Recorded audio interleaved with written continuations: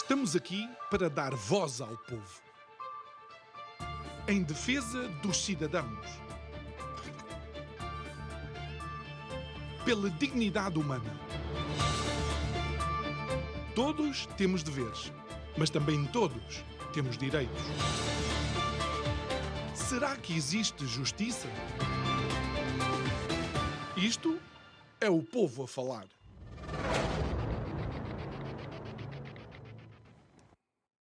Olá, muito boa noite e bem-vindos ao Isto é o Povo a Falar. O programa está consigo de segunda a sexta-feira, neste mesmo horário. As nossas emissões são sempre em simultâneo aqui na Curiacos TV e também na Rádio Vida em 97.1, onde está aquela audiência que não nos vê, mas tenho a certeza que nos ouve atentamente. E para o programa de hoje, o nosso convidado é alguém que nos tem acompanhado em tudo aquilo que são temas relacionados com aviões, aeroportos, turismos, aquilo que nos faz pensar em experiências positivas, águas azuis, montanhas com neve, aviões confortáveis, experiências inesquecíveis para contar aos nossos filhos e netos. Só que às vezes o mundo da aviação não é bem assim. O nosso convidado de hoje é o Pedro Castro, CEO da Sky Expert. Pedro, boa noite. Olá, boa Obrigado noite. por estares aqui connosco. Não sabia que era isso tudo. Estava a ouvir a tua descrição e disse assim: espera, quando é que ele vai falar a verdade? Mas realmente a aviação tem isto, não é? Aquela fantasia, o glamour, continua. Até a pessoa se sentar Até a pessoa no se avião e sentar. dar-se conta que, Às vezes afinal, até chegar à zona do controle de passaportes. também pode ser problemática. É Olha, verdade. Pedro, a nossa boa disposição contrasta com a seriedade dos temas que abordamos quando vinhas a caminho do nosso estúdio foram apresentados os resultados da companhia aérea ainda portuguesa, estatal, a TAP, mas tu questionas a forma como esses números são apresentados, já para não falar de questionar os próprios números, não é? Não te enganes, ela continua a ser estatal, continuará a ser estatal maioritariamente e continuará a ser orgulhosamente portuguesa, sim senhora, porque o caderno de encargos nesse aspecto não permitiu outra coisa que não essa. Se isso é bom ou mau, podemos depois abrir um debate ao lado sobre isso. Em relação aos resultados que foram apresentados hoje, já temos um culpado, o IRC. Pronto. Se alguém tivesse alguma dúvida, algum empresário, enfim, alguém que tenha um negócio, se tinha até agora alguma dúvida que o IRC faz baixar ou prejudica o lucro, a TAP veio de facto esclarecer isso e até com números bem notórios sobre o impacto que esse imposto tem. E repara que no caso da TAP até acaba por ser meio redundante e irónico, porque Meio a favor, ó Pedro. o bolso é o mesmo, não é? Exatamente. Seja através do IRC vai para o Estado, seja através, enfim, da companhia em si também vai para o Estado. O que é certo é que dividendos que nos foram prometidos em simultâneo com a doação dos contribuintes, no final destes 4 anos, até agora é zero. Ou seja, a TAP está consistentemente a apresentar Há 4 anos, no papel. lucros consecutivos, no papel, como tu dizes, mas nem os seus acionistas das mais diferentes dimensões recebem dividendos, nem de facto aquela fatia de leão que foi, como tu dizes, doado pelos contribuintes, vê o retorno. Não. Exatamente. E deixa-me só enfatizar a ideia do papel, porque todos os comunicados da TAP relativamente aos seus resultados têm sido feitos exatamente assim. No papel, um papel digital, que é um comunicado unilateral, enfim, sem perguntas, sem contraditório, sem qualquer pompa nem circunstância, porque as conferências de imprensa, as tradicionais conferências de imprensa que eram feitas para divulgação dos resultados, não só os resultados de um ano, mas também aquela divulgação trimestral que se fazia, tudo isso deixou de existir. Portanto, não há mais forma, para além de receber-se um papel e um comunicado, de digamos, fazer uma leitura em simultâneo e com a empresa para entender os resultados, fazer perguntas, pedir Claro. algumas explicações. Isso, Até por, curiosamente, com até por estarem lá o dinheiro dos contribuintes, não é? nem mais, curiosamente, com o primeiro ano de lucros e com o primeiro ano também em que a TAP passou a ser 100% Estado e que isso ficou oficializado, acabaram-se as conferências de imprensa. Enfim, continua a parecer-me que isto é um erro. Se tem lucros é um motivo de festa, não deveria ser um motivo de, enfim, esconder o que quer que seja. Mas há uma coisa que ressalta bastante bem deste comunicado, mais uma vez, unilateral que se envia e que nós temos que interpretar, é que quanto mais passageiros a TAP transporta, menor a receita. Hum. E isto tem sido uma constância já há algum tempo, que contrasta também com as outras companhias aéreas, sobretudo em relação ao ano passado, todas elas com receitas recorde e todas elas com também margens operacionais invejáveis e com lucro recorde, que contrasta muito com o que é este resultado. Vamos seguir a linha de pensamento da TAP e dizer que a culpa é do IRC. Ok.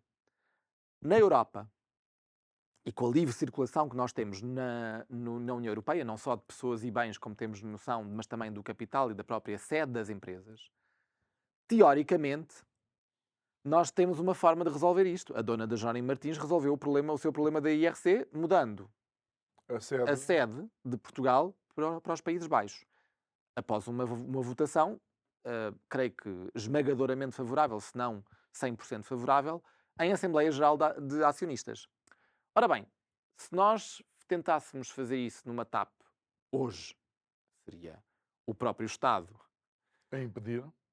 digamos, na constelação atual de 100% público, seria o próprio Estado a mudar uma empresa sua para outro país por razões fiscais, o que isto seria, creio eu, impensável. Quer dizer, pode ser feito, mas seria provavelmente Pelo menos impensável. bizarro Bizarríssimo, numa não fase é? inicial, não é?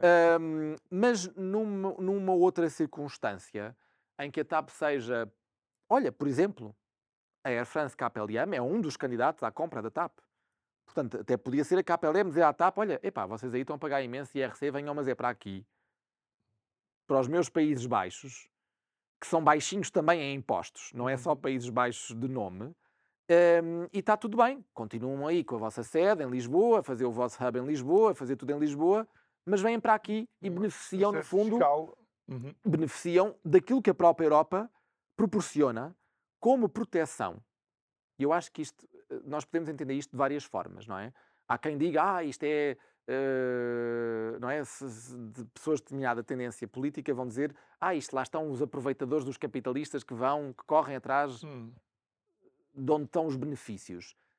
Eu vejo isto de uma outra perspectiva. Isto é para proteger as empresas dos loucos que às vezes estão no poder. Claro.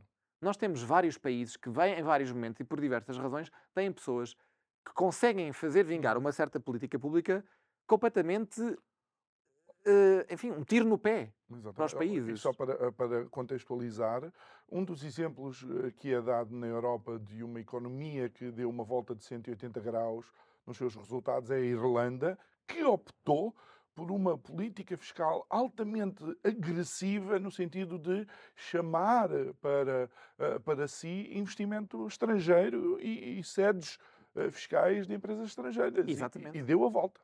E esta realidade, que é a de que a TAP, por mais que isso possa fazer sentido fiscal e financeiro puro, não poderá nunca mudar a sua sede fiscal para um país com uma fiscalidade mais vantajosa. Já acontece também no caso das próprias matrículas dos aviões. A Highfly, uma companhia portuguesa, tem os aviões registados em Malta. Exatamente. Quer dizer, isto também é outra forma de se otimizar o negócio e que é proporcionada pela União Europeia. Mas se a TAP, com o seu acionista maioritário, vai bloquear constantemente este tipo de decisões, e nós já antevemos isso, a TAP só pode valer menos. Porque uma das razões pelas quais uma companhia aérea europeia tem um valor também é por estar inserida neste mercado. é por estar inserida neste mercado que comercialmente permite fazer voos domésticos se eu quiser, Uhum. meter a TAP a fazer voos domésticos na Alemanha, porque de repente dá dinheiro, eu posso. Com os meus aviões portugueses daqui. Não tenho nenhum impedimento legal, nem comercial, nem regulamentar que me impeça isso. Nós, aliás, já tivemos a Transavia, era uma das companhias, francesa, portanto, Exatamente. era uma das companhias que fazia a ligação entre o Porto e Funchal, numa continuação de um voo internacional que eles tinham de França para o Porto e que continuava para o Funchal, transportando pessoas entre esses dois destinos. Portanto, ou temos, se quiseres, uma companhia inglesa, EasyJet, a fazer voos Lisboa-Funchal. Portanto, esta companhia inglesa, com as matrículas com a matrícula do Cipriota. avião registada na Áustria, porque os Ah, aviões ingleses não poderiam fazer isto. Lá o está. CEO é que era do Chipre, não é? Sim, senhor. Hum, O fundador, digamos, não é? fundador, sim. Hum, Portanto, isto para dizer que, à medida que nós vamos cortando os benefícios políticos, geográficos de estarmos inseridos neste continente, por uma razão qualquer, que eu nem sequer entendo muito bem, Estamos a abdicar de vantagens que nos são colocadas pelo facto de estarmos, por exemplo, na Europa. e estamos a dizer ao comprador para reduzir o preço. Nós já lá vamos, eu quero só uma última opinião tua relativamente ao preço por passageiro, ou ao valor por passageiro, porque enquanto bebíamos um café, tu deste-me que seria por volta de 4 euros e imediatamente me pareceu pouco O lucro, o portanto, lucro. se nós calcularmos agora o número de passageiros transportados pela TAP em 2025 e aquele que foi o lucro em 2025, nós vemos que cada passageiro transportado pela TAP deu um lucro de 4 euros. Não é que as margens na aviação sejam muito altas. Digamos que a IATA, eh, isto é um estudo global, lá está, uma média global, diz que em 2025 aproximadamente as companhias aéreas ganharam 7,90 por 8, vá, 8. arredondemos. Portanto, estamos aqui em Portugal a metade. Porquê?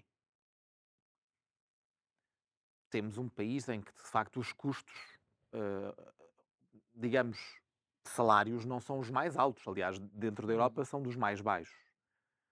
Hum, Temos, como aliás é escutado muitas vezes, vantagens geográficas. Por exemplo, um voo daqui para o Brasil demora cerca de 2 horas a 3 horas menos do que alguma companhia que começa a sua viagem, por exemplo, em Paris, em Frankfurt, não é? Tem esse acréscimo de horas de tripulante, acréscimo de, obviamente, de fuel, portanto, custos operacionais mais altos, e quem diz Brasil diz também a mesma coisa relativamente aos Estados Unidos. Portanto, temos aqui algumas vantagens, não só ao nível da força laboral, como também ao nível propriamente do custo operacional. Dos nossos destinos Dos nossos destinos, preferenciais, não é? exatamente.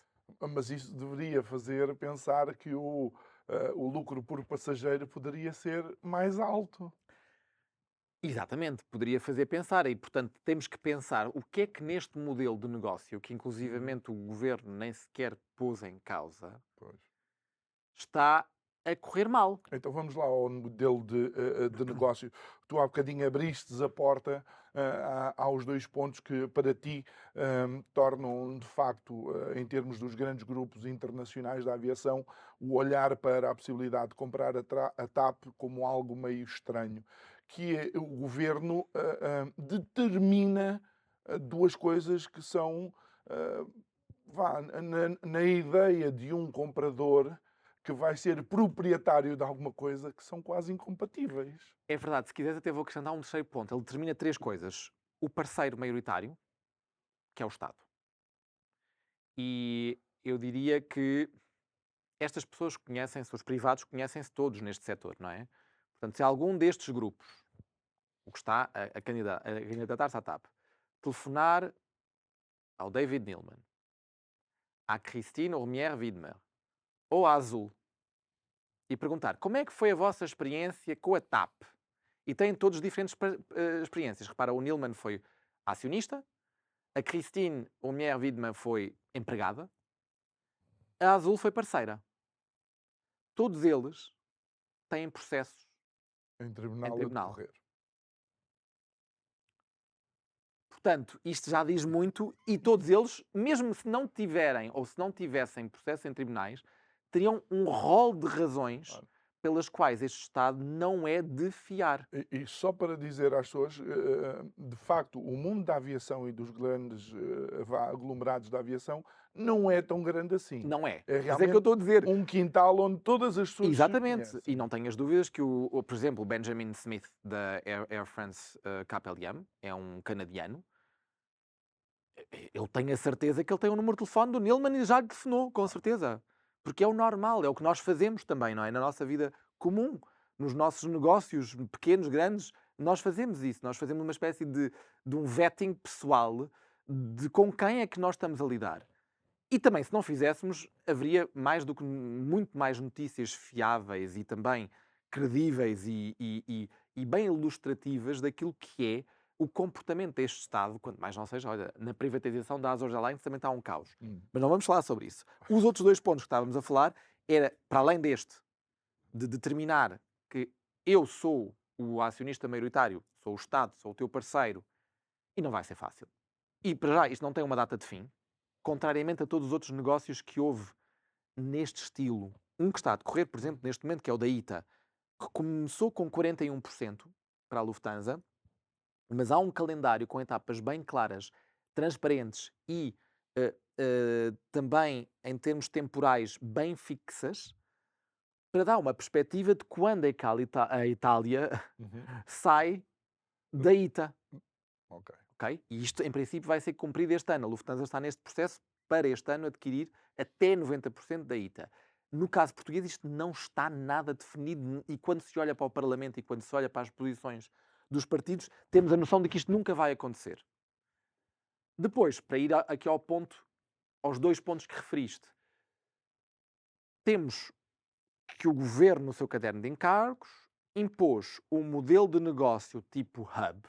E para que isto fique bem claro, o modelo de negócio tipo hub é aquele em que eu trago, por exemplo, 300 pessoas no meu avião que não têm Lisboa como destino final, mas que usam Lisboa como uma plataforma para mudar de avião para ir para outro sítio. Exemplo, um avião da TAP que chegue, vamos dizer, de Chicago, chega a Lisboa com os tais 300 passageiros. O mais provável é que cerca de 70%, 60% a 70% desses passageiros tenham outro destino final, estejam ali em Lisboa para apanhar um outro avião para outro destino fora de Portugal.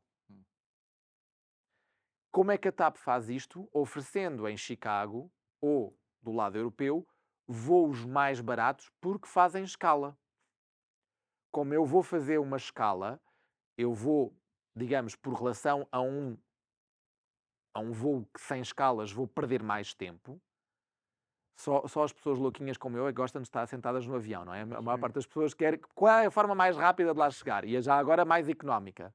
Portanto, geralmente isto está em contradição. A forma mais rápida nem sempre, ou muitas vezes, não é a mais económica. E então as pessoas começam a olhar.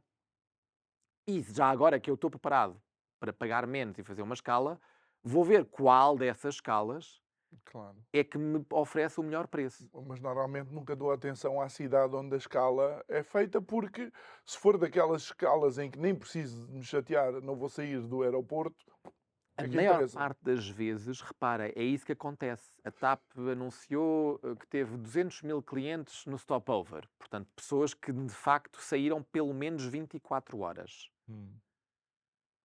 É pouquíssimo no universo de 16,7 milhões de passageiros. Isso é enfim, é uma gota no oceano e lá está, como não há escrutínio sobre esse número, também não sabemos se as pessoas ficaram cá 24 horas porque perderam a ligação porque o controle de passaportes Por exemplo. avariou. Exatamente. Ok. Não é? Perceber. Nesse exemplo da pessoa que vai de Chicago, por exemplo, para Roma via Lisboa, ele vai ter que fazer o controle de passaportes aqui em Lisboa. Se demorou muito tempo, já perdeu o avião. E se calhar vai ter que ficar aqui 24 horas, forçado. Normalmente essas 24 horas nunca são agradáveis, porque as pessoas têm a sensação de ter perdido o avião, de terem prolongado ainda mais a sua viagem. E na Se calhar, realidade até queima a experiência totalmente. do sítio onde as pessoas estão. Nunca mais querem ir a Nunca mais Lisboa. queres fazer aquela escala, porque correu muito mal. Não é? Exatamente. Portanto, E isso é imposto Isto é, no caderno de encargos? porque o caderno de encargos diz que era um hub. Ok. E depois, não só não contente com a questão de querer um hub, quer um hub em Lisboa. Vamos supor que o novo comprador da TAP até dizia: pá, sim senhor, o hub acho que é um excelente negócio. Não é, mas tudo bem. Vamos acreditar que sim. Mas eu acho que Lisboa não é um bom sítio para fazer este hub. Eu vou fazer este hub em Beja. O caderno de encargos não permite isso. Beja é um bocado radical, se calhar as pessoas ficam mais, enfim, menos chocadas se eu disser que a companhia disse que afinal quer fazer o hub no Porto. Dá mais jeito, por alguma razão. Também não é possível, porque o caderno de encargos determina que seja em Lisboa. Portanto, todas estas limitações, quer de um ponto de vista acionista, quer de um ponto de vista do modelo de negócio e da geografia, é tudo na conta de subtrair. Eu vou ter uma conta que me diz os pontos positivos e vou fazer contas, todo muito contente. Porque, no fundo, aquilo que tu estás a fazer enquanto eventual potencial comprador, investidor, estás a colocar o teu dinheiro, mas estás condicionado porque o modelo de negócio tem que ser igual ao caderno de encargos, estás condicionado porque o parceiro, maioritário é o Estado, não és tu, e estás condicionado por mais uma coisa, não é? Que são Exatamente. a parceria. Bom, que é, digamos, o facto da geografia, a geografia ser-te também Exatamente. A automaticamente geografia, exato. imposta, Determinante. associada ao tal modelo de negócio. Se calhar Lisboa, repara, eu entendo que se faça um hub em Frankfurt. Frankfurt, se não tiver o hub, ele tem ali, obviamente, e com o tempo, criou ali olha, por exemplo, o Banco Central Europeu, enfim, criou ali uma massa crítica também de empresas que faz com que as pessoas tenham que ir a Frankfurt. Mas aquilo não é um imã Não, de todo. de turismo alemão. O turismo alemão está concentrado, por exemplo, em Berlim. A minha experiência, se me permites um minuto, Claro, em Frankfurt a primeira vez, vinha de Manchester. sim, Foi numa altura em que houve uma greve, creio, de controladores de tráfego aéreo, qualquer coisa assim. Mas eles disseram-me assim: olha, a forma mais rápida que nós estamos a ver é vai até Frankfurt, quando lá chegar já tem uma coisa. Cheguei lá a Frankfurt e fui ver aqueles os A380 exato. de todas as companhias aéreas e começar a olhar para os destinos. Singapura, Taiwan, Pequim, e entender logo de imediato que aquilo era um hub para a Ásia. Exatamente. De facto, é isso. E não é muito mais, não é? Contrariamente a Lisboa, que já por si só Já já tem tem uma atratividade. uma atratividade tão grande que quando tu sobrecarregas um destino que já tem toda essa atratividade com um tráfego ocasional, acidental, que não está ali porque quer Lisboa, mas está ali por acaso, isto, claro, causa um peso na infraestrutura que não é sequer proporcional àquilo que verdadeiramente a cidade comporta. E, portanto, em termos de política pública, tu podes questionar, epá, se eu já tenho uma cidade que atrai tanto, porquê é que eu ainda vou atrair passageiros acidentais? Isto está a causar celeuma na América do Sul, no Peru, em Lima. Eles decidiram, em termos de política pública, criar, para já, política de céus abertos, ou seja, fim aos limites estatais artificiais das ligações aéreas. As pessoas não sabem, mas antes da União Europeia, nós estarmos na União Europeia, nós tínhamos acordos bilaterais que diziam quantos destinos e quantas frequências é que nós podíamos voar de Portugal para a Espanha. Tão simples quanto isso. Ok. E não podia-se ir além daquilo que estava nesses acordos. Quando entraste na União Europeia, isto ficou tudo aberto. Não é preciso autorização de ninguém. Peru, Lima está a fazer algo de semelhante. Portanto, com os seus vizinhos, tudo livre, tudo mercado aberto. Mas está a introduzir uma taxa aeroportuária para passageiros em transferência. Ok. Ou seja, na verdade, o que Lima está a introduzir, o aeroporto de Lima, é uma penalização para quem está ali só a fazer transferência de um avião para o outro. Claro que companhias aéreas que querem fazer disto a sua vida, em Lima não encontram o sítio ideal para isso. mas se calhar isto tem a ver com a própria noção do Peru e de Lima enquanto cidade de se apresentar ao mundo como destino ou como origem e não como um ponto de passagem para as pessoas irem do Chile para os Estados Unidos via Lima só porque convém a uma companhia aérea fazer esse tipo de coisas. E isto parece-me algo muito importante. O que é que eu quero dizer com isto também? É importante, em termos de política pública, nós vincarmos a necessidade de estarmos conectados com o mundo. E isto é irrelevante se é de Lisboa, se é de Faro, se é do Porto, se é do Funchal, da Terceira, de Ponta Delgada, da Horta, o que for. Portanto, nós temos essa noção de que Portugal precisa de estar conectado entre si, por termos arquipélagos e termos continente, mas também com o mundo, e disto estar o mais descentralizado possível, porque já percebemos que a centralização nos cai mal em termos de país e em termos de organização. O que este governo está a fazer com a TAP é exatamente continuar este procedimento centralista. Por mais que vá ao Porto dizer que não e que quer e que acha imenso importante o Porto. Isso é só conversa. Portanto, aquilo que eles traduziram no caderno de encargos foi algo que é incompatível com uma política pública decente para este setor. Muito bem. E olhando para isto tudo, um dos eventuais grupos concorrentes decidiu deixar para outras calendas a possibilidade de adquirir a TAP. Só que não adquire, portanto, não vai ser proprietário, não vai ser parceiro, com certeza, vai ser uma coisa que pode ser ainda mais ou menos benéfico para a TAP. É verdade, porque o grupo IAG, que num momento tão, digamos, tão informal, que é o da proposta não vinculativa, ninguém se está a vincular com nada, a proposta é não vinculativa, portanto eu posso desistir ainda um bocadinho mais lá à frente. Eles desistiram já.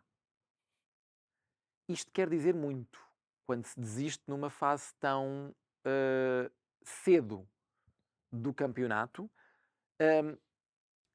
Certamente que não ajudou toda a polémica em volta do grupo IAG por incluir a Ibéria e por muita gente, até pessoas que têm algum destaque mediático e algum destaque associativo, terem sido críticas ao nível de padeira de Alves Barrota sobre aquilo que pode ser a Ibéria e a ameaça do Hub de Madrid.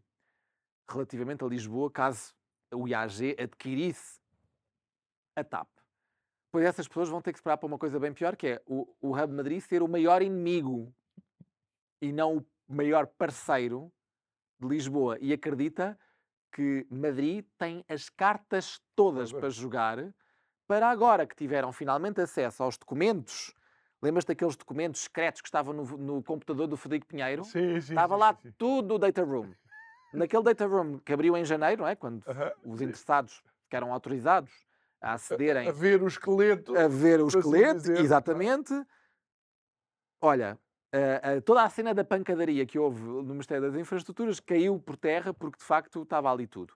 E é muito fácil para esse grupo olhar para aqueles documentos, aqueles dados, aquelas informações e dizer, bem, ou eu compro isto já feito e tem o seu valor, compro isto, tipo um armário IKEA já montado, não é? Passando aqui a publicidade, ou, epá, já vi aqui como é que isto é, as regras das instruções, e como é que isto se faz, e como é que eu faço isto de forma lucrativa, e até já sei a lixarada que eles lá têm para lá, deixo isso de parte, filtro o que me interessa e replico a parte que me interessa No meu hub de Madrid. no meu hub ao lado, que é em Madrid, que tem aviões, ainda por cima tem já os aviões, os que digamos foram anunciados um bocadinho como um avião que vai alterar bastante o paradigma, porque são aviões de médio curso, os A321, mas em formato longo curso, ou seja, o XLR tem uma capacidade e uma autonomia de voo muito grande, que permite fazer voos de longo curso com os custos de um avião de médio curso. Se calhar isto fica um pouco confuso para lá em casa, mas é um bocadinho gato por lebre. Não é? Ou um 2 em 1, se quisermos. Portanto, tem aqui esta vantagem de facto se conseguir esta economia num aeroporto que está basicamente ao lado de Lisboa. Isto já está a ser feito. ou seja, a Ibéria já está a entrar no Brasil de uma forma que nós não vimos nunca acontecer. E o aumento da capacidade que a Ibéria tem neste momento para a América do Sul, anunciado para o próximo inverno, está muito focado no Brasil. Nós estávamos habituados a este tipo de comportamento da Ibéria relativamente ao México, por exemplo, ao Sim, Chile, mas a gente ao achava que o Peru, Brasil é nosso. Colômbia. O Brasil é Mas nosso. o Brasil, apesar da Ibéria estar sempre muito presente, ser uma companhia bem presente, e a British Airways também, uma companhia bem presente no Rio e em São Paulo, e sempre tradicionalmente voaram para estes dois destinos, nós vemos neste momento uma Iberia a voar diariamente, já anunciado para o próximo inverno, para Fortaleza e Recife. Que provavelmente daqueles destinos que a TAP voa, a Ibéria, digamos o IAG, percebeu que serão aqueles destinos Mais rentáveis. mais rentáveis, ou pelo menos com uma rapidez de retorno do investimento mais rápida e assegurada. Pedro, ninguém vê isto. Na tutela ninguém entende isto. Compram-se guerras, no fundo é quase comprar uma guerra ou abrir portas para uma guerra que, muito sinceramente, e com o devido respeito pela padeira de Alves Barrota, também só aconteceu uma vez, não voltou a acontecer. Olha, eu não quero tornar esta conversa política ou partidária, mas quando Pedro Passos Coelho teceu as críticas que fez relativamente à privatização da TAP, eu revi-me naquilo que ele estava a dizer. Causa-me muito espanto e frustração e outras palavras que se calhar não são adequadas para este programa, quando o mesmo governo que uma vez decidiu privatizar a maioria do capital da TAP há 10 anos. E até, repara que Miguel Pinteluz era na altura também, foi a pessoa que assinou, digamos, a venda, não é? Aquela venda à 25ª hora da TAP. Quando este mesmo governo e com uma ideologia, creio eu, reformista e diferenciadora, vai fazer aquilo que o governo antecessor fez a determinada altura. Ou seja, nós tivemos o governo PS a desfazer o negócio maioritário porque dizia que não tinha que ser minoria e, portanto, foi ao privado tirar-lhe os 5% que lhe dava a maioria, para depois, no final, o último decreto de António Costa sobre a TAP era a privatização total da TAP. Portanto, ele aqui já fez a esparregata, não é, de Saltar de um lado, saltar de um lado para o outro. outro. Que é quase como perguntar-se, então, mas porquê é que fez aquilo que fez há 10 anos? Qual é que foi o rácio disso? E temos agora este novo governo que dizia que aquilo que o António Costa tinha feito era errado, a fazer aquilo que o António Costa fez há 10 anos. Se quiseres, nós estamos aqui a retroceder em vez de avançar. E se era porque este governo tinha a impressão de que no Parlamento isto não ia ser aprovado, então mais valia ficar esse ónus do lado da oposição. Exatamente, ou seja, governo dizer eu quero privatizar a 100%, e filo. Este partido não quer, não consigo Não sozinho. consigo, portanto eu vou ter que fazer aquilo que no Parlamento me é aprovado. Mas ele já se declarou vencido sem sequer ter ido à corrida. E, portanto, fica na dúvida. Mas isto é um sarilho, Pedro. Eu sei que tu não queres que isto seja político ou partidário, mas este bocadinho vai ter que ser. Porque fomos nós que lá pusemos o dinheiro. Portanto, acho muito mal que este tipo de decisões seja tomado nos corredores do Parlamento, sem que nós tenhamos acesso a atas e as informações de quem é que disse o quê, quem é que decidiu o quê e como é que cada partido se posicionou em relação a isto. Verdade. E falando em que nós também somos acionistas involuntários, eu estou à espera dos meus dividendos. Pois. Tivemos 4 anos de lucro. Já recebeste os teus dividendos da TAP? Eu também não. Achas que vamos receber? É que nos prometeram isso em 2022. Foi-nos prometido que a TAP ia dar dividendos em 2025. Porque nessa altura, só em 2025 é que havia a previsão de lucros. Entretanto, já tivemos 4 anos de lucros. Eu tive 0 dividendos. É que nada. Portanto, E também, enquanto acionista involuntário, não posso participar nas conferências que a TAP dá à porta fechada a analistas de mercado.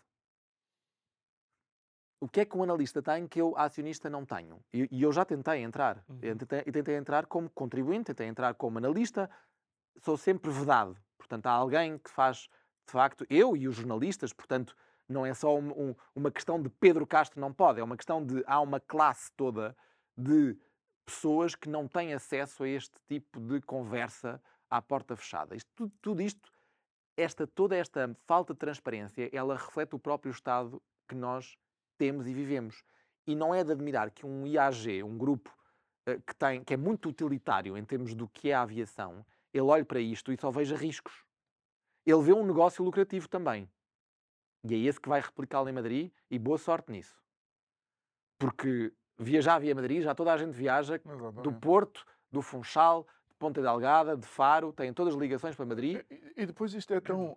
E para que não queremos aborrecer a audiência, mas. Espero que não. Não vamos aborrecer com certeza. Isto é tão obscuro que até as próprias ligações do alta velocidade a Madrid estão atrasadas ou nunca se fizeram realmente, porque há aqui um espectro qualquer de que aí vêm os Filipes outra vez tomar conta disto. E repara, o tocares nesse ponto é muito importante. Porquê? Porque agora, com a questão do jet fuel, houve muita celeuma e mais uma vez, o turismo está muito preocupado porque se calhar há menos voos, se calhar as pessoas não vêm, se calhar têm menos dinheiro, se calhar. Nós criámos uma ilha ferroviária que não tem qualquer ligação. E repara, quando os madeirenses nos chamam cubanos aqui no continente, eu até quase que percebo. Porque isto é a consequência de uma política pública de isolamento de Portugal, ou seja, a Portugal só pode chegar da autoestrada ou de avião, e que qualquer azar que aconteça nestas variáveis, que por acaso até são comuns porque dependem muito do jet fuel, ou do fuel em geral, do petróleo, existe logo um problema. Mas hoje em dia, só para teres uma noção, em Málaga, quando houve os problemas do acidente do AVE em Espanha, Málaga registou, por conta da perda das ligações ferroviárias de alta velocidade, uma quebra hoteleira ao nível dos 30%. Visto ao contrário, a alta velocidade, que já tem várias linhas conectando Espanha e o sul de Espanha, já é responsável por 30% das reservas hoteleiras. Quanto menos tu investires neste tipo de ligação alternativa.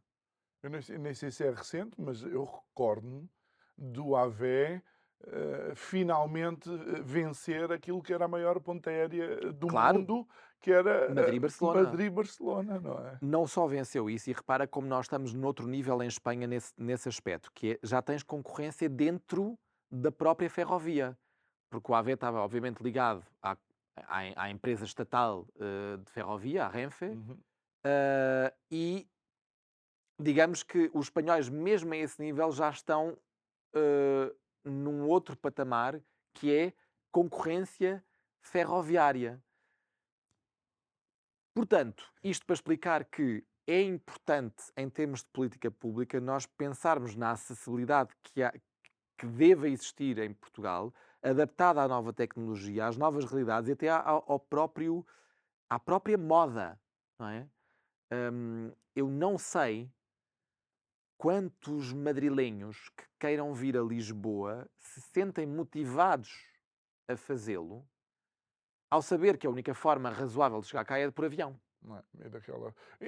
Porque eles já estão habituados a pegar no alta velocidade e ir ali, ao lado. E a verdade é que faria todo o sentido, porque se tu pensares mesmo a nível de, por exemplo, mesmo não sei se é a expressão correta, mas o turismo de conferências, não é?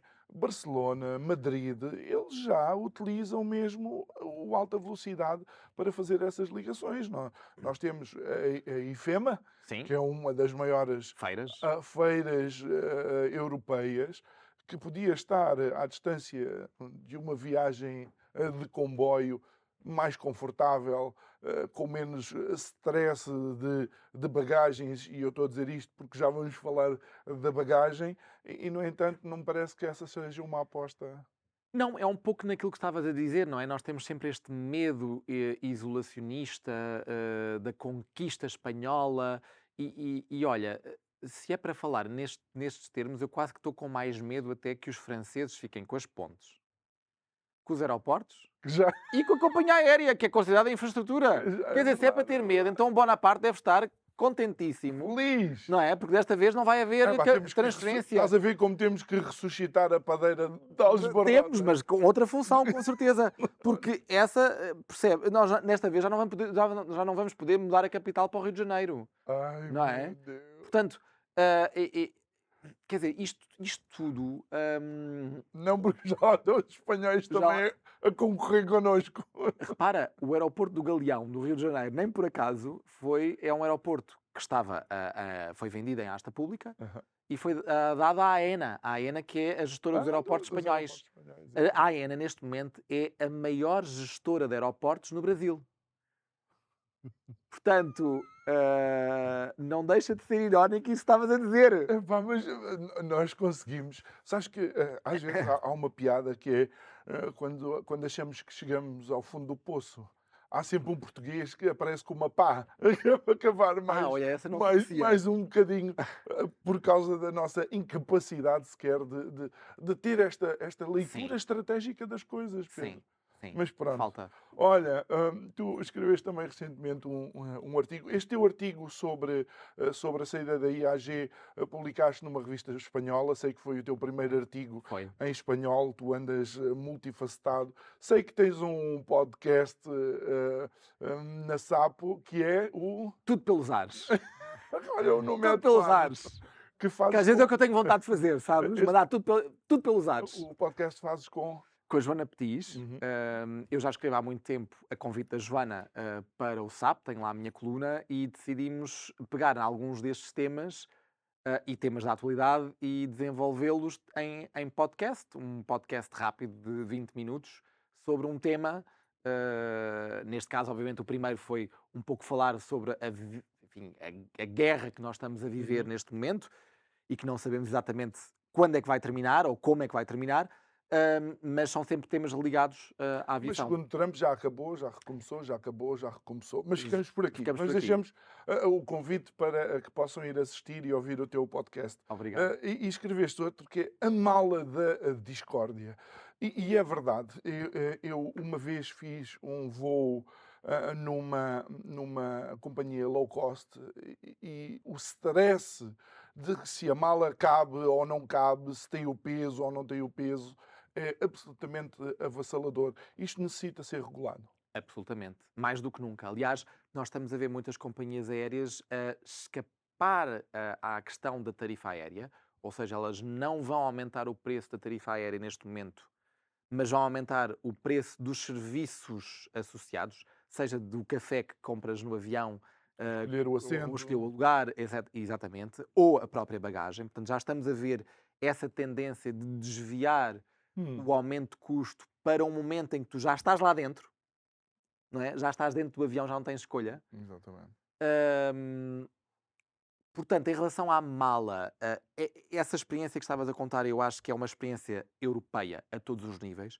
Aquela sensação que nós temos hoje, inclusivamente de viajar numa companhia à ida e viajar noutra no regresso, com a mesma mala, com o mesmo peso e uma dizer que sim, outra dizer que não. Uhum. Não é? Portanto, esta contradição, seja ao nível da dimensão, seja ao nível do peso autorizado, Uhum. nem companhias europeias com os mesmos aviões, mas com políticas simplesmente diferentes, isto está a causar uma enorme confusão nos passageiros. Mas isto, há outra coisa que também me preocupa e que no fundo vem e tem que ver com isto da mala ou a necessidade de regulação. Mas desde quando é que alguém viaja e não tem direito ou não vai levar um mínimo de coisas para um país onde não vive, ou onde não tem família, quer dizer...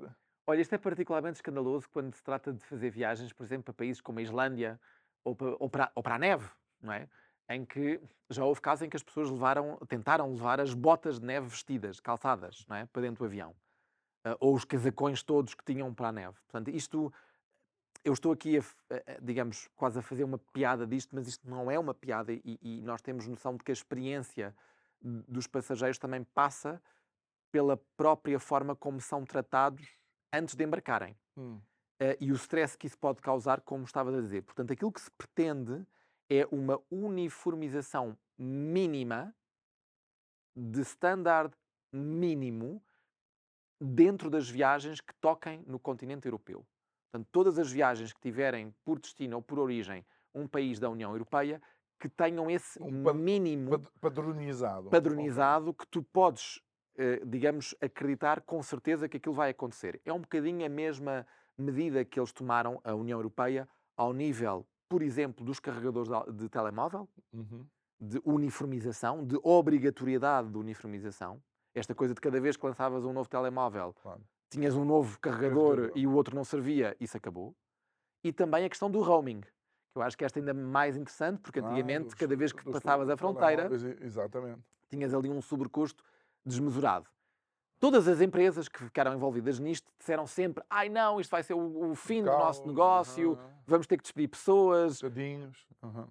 Na verdade, o mercado, ele ajusta-se. No caso das viagens aéreas, temos aqui uma grande diferença. As companhias tradicionais, nas quais a TAP está incluída, a Azores Airlines, no caso de Portugal, mas também companhias como a Ibéria, a Lufthansa, até a própria Air Europa, elas autorizam sempre um item pessoal e uma mala de mão, vamos chamá-la normal, enquanto que as companhias low cost, essas é que só permitem o item pessoal na tarifa mais básica. O item pessoal, leia-se a mochilinha.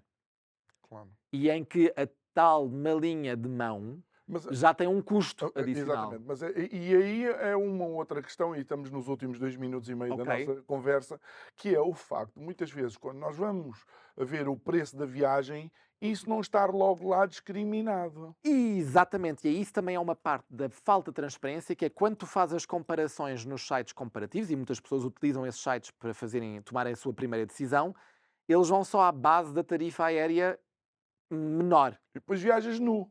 Exato, é basicamente isso.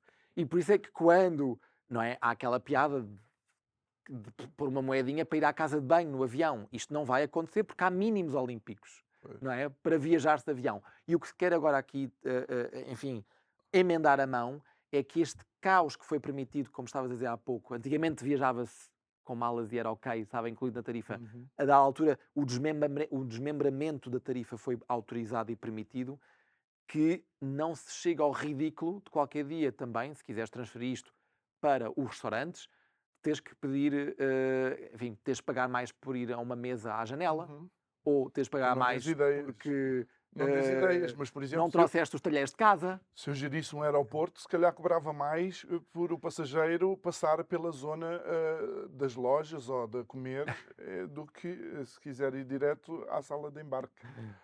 Pedro, mesmo para terminar, ainda assim devemos procurar e olhar para o mercado da aviação como um mercado seguro e com experiências que nos marcam positivamente. Seguro, sem dúvida, e isso eu acho que ficou bem notório no caso exemplar das várias, enfim, decisões que foram tomadas relativamente a esta guerra que nós estamos a viver, em que a prioridade foi e é sempre a segurança dos passageiros e dos tripulantes que trabalham nesses aviões. Pedro Castro, muito obrigado por ter estado aqui connosco. Obrigado, é sempre um gosto, até uma próxima oportunidade. Obrigado a si que nos acompanhou. Já sabe que pode rever estas conversas subscrevendo o nosso canal de YouTube. Às 6 da manhã o programa já lá está à sua espera. E também temos em formato de podcast, não é só o Pedro na SAP. Nós também, a partir das 6, temos em formato de podcast. Pode ouvir quando vai para o trabalho ou deixar as crianças na escola. Mas estão de férias, portanto, só quando vai para o trabalho. Boa noite. Muito obrigado. Até amanhã.